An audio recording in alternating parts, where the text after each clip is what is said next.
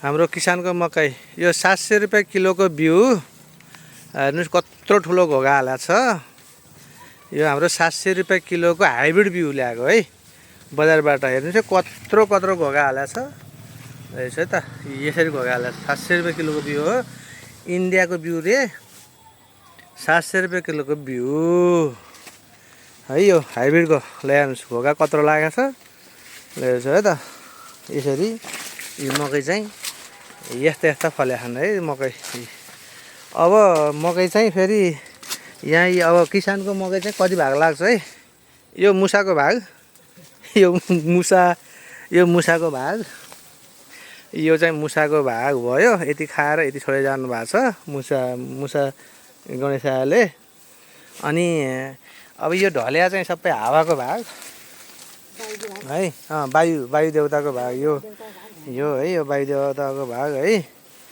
यो ढलिया चाहिँ वायु देवताको भाग।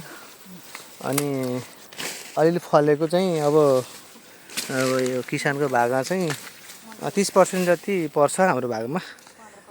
30% जति पर्छ कि 15% पर्छ है त, हिसाब गर्नुपर्छ। यो मुसा यो चराको भाग चाहिँ है। यो ठाडो परेर माथि खाएको चाहिँ चराको भाग। यो भुइँमा खाएको लडेका चाहिँ भुइँमा खाएको चाहिँ मुसाको भाग।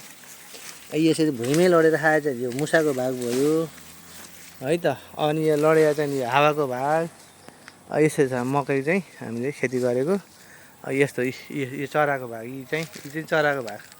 अब मुसाको भाग। अब यहाँ चाहिँ हाम्रो चाहिँ बनकर हनुमान देवता चाहिँ यता चाहिँ झर्नु भएको छैन अहिलेसम्म। हनुमान देवता अलि माथितिरै हुनुहुन्छ हनुमान देवता चाहिँ। अब किसानको भाग। अब हाम्रो घरभित्र पस्दाखेरि चाहिँ कतिवटा रहन्छ कति रहन्छ थाहा छैन है। हाम्रो भाग कति पर्छ थाहा छैन। 50% त अब वायु देवताले भइहाल्नु भयो।